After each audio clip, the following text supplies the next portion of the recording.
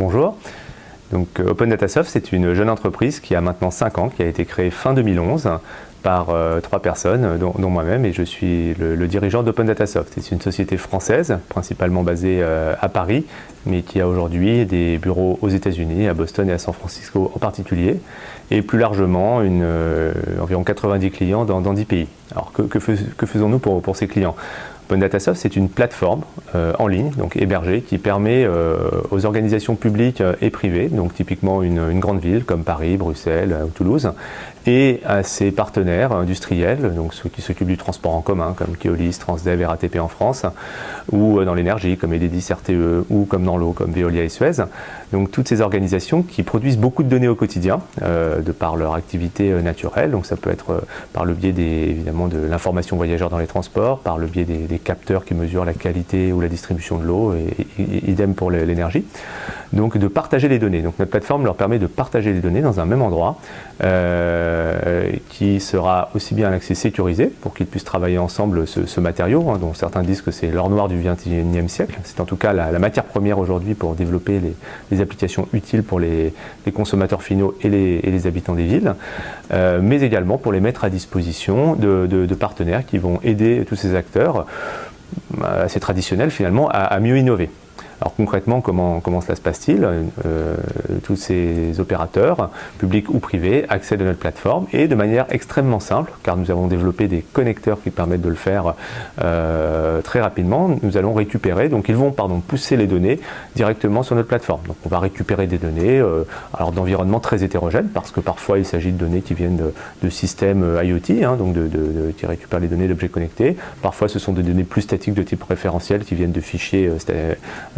d'environnement bureautique. Donc entre ces deux extrêmes, nous avons les capacités de les récupérer, de les agréger, et comme ces données arrivent de systèmes variés, et des fois très anciens pour certains, dans des états, on va dire, en termes de structure et de standards, pas toujours faciles à réutiliser, nous les normalisons. Nous faisons ensemble que, finalement, sur un même endroit, donc ça peut être un endroit dans une ville, un bâtiment ou le long d'un cours d'eau, une donnée qui viendrait d'un côté d'un opérateur comme Veolia et de l'autre côté d'un opérateur comme Enedis, l'un fournissant de la qualité d'eau et l'autre par exemple la consommation d'énergie dans cette zone-là, puissent être ensuite facilement réutilisées conjointement, donc sur une carte. Donc, par exemple, si on veut afficher conjointement ces deux informations-là et puis ensuite faire des analyses poussées pour éventuellement détecter une corrélation entre les deux, eh bien, les utilisateurs de notre plateforme vont pouvoir le faire extrêmement simplement. Donc ces utilisateurs sont aussi bien finalement les collaborateurs de ces industriels, mais également, et c'est une de nos cibles prioritaires, les agents, puisqu'on dit ainsi, des villes, qui sont en général les donneurs d'ordre pour faire travailler ces industriels. Donc ça donne finalement, sur la base d'une matière première qui a souvent été considéré comme quelque chose de technicien, enfin dédié aux techniciens, et un outil finalement de pilotage pour les personnes qui s'occupent réellement des métiers, de la supervision par exemple d'un territoire. Donc ça c'est un des aspects.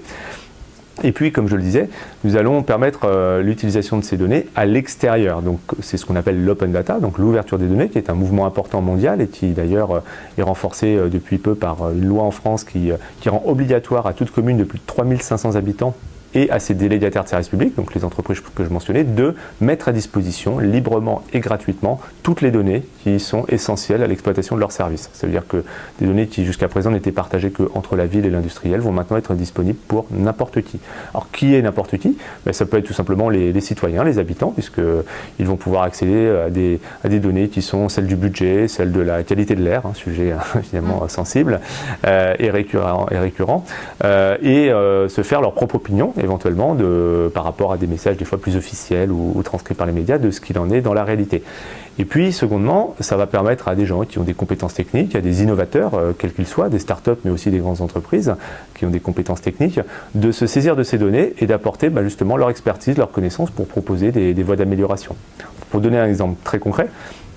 les villes, par exemple, mettent à disposition, dans le cadre de l'open data, des données qui sont issues de la connaissance de la voirie, donc tout simplement des fichiers techniques qui décrivent les tracés des trottoirs, la hauteur réelle des trottoirs, les emplacements des terrasses autorisées pour les commerçants. Eh bien, parmi les applications extrêmement innovantes, mais finalement assez simples à réaliser, qui ont suivi l'ouverture de ces données, mais on a des calculateurs d'itinéraires dédié aux personnes à handicap. Aujourd'hui, si vous utilisez un calculateur d'itinéraire classiquement voilà, d'un grand opérateur du web, et que vous choisissez l'itinéraire pour piéton, c'est plutôt pour un piéton valide. Si vous êtes en fauteuil roulant ou avec beaucoup de bagages ou avec des enfants avec vous, ben, ce n'est pas toujours le bon trajet. Donc le fait que la ville ait mis à disposition toutes ces informations qui préalablement ne servaient finalement qu'au service de la voirie et de l'urbanisme, ben vous avez d'un seul coup des nouvelles applications et des nouveaux services qui sont proposés aux habitants. Donc on voit que quand on parle du territoire et de la ville, et voire du bâtiment, on a plusieurs sources de données et il est extrêmement important dans le futur pour innover que ces données puissent être facilement partagées et mises à disposition des gens qui sont capables d'en faire les usages les plus appropriés. Donc c'est ce que nous faisons, proposer une plateforme logicielle en ligne, simple à utiliser, pour rendre toutes ces données réutilisables et les transformer en services innovants.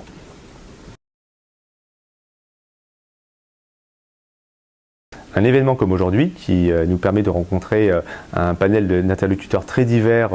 chez Schneider Electric, donc organisé par Aster Capital qui est un des investisseurs de la société Open Data Soft,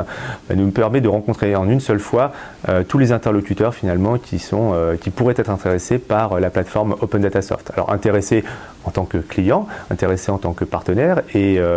pour dans le futur mettre en place donc des relations business qui vont nous permettre soit de travailler en commun avec des clients qui sont justement nos cibles communes. Donc comme nous, Open Data Soft, nous cherchons à travailler de manière privilégiée avec les villes et des industriels qui sont partie prenante de la ville, que ce soit des constructeurs de bâtiments ou des opérateurs d'énergie. Je crois effectivement qu'un événement comme celui que nous avons vécu aujourd'hui nous permettra en tout cas de définir des objectifs communs et puis ensuite de mettre en place une stratégie pour attaquer ces marchés et ces potentiels clients ensemble.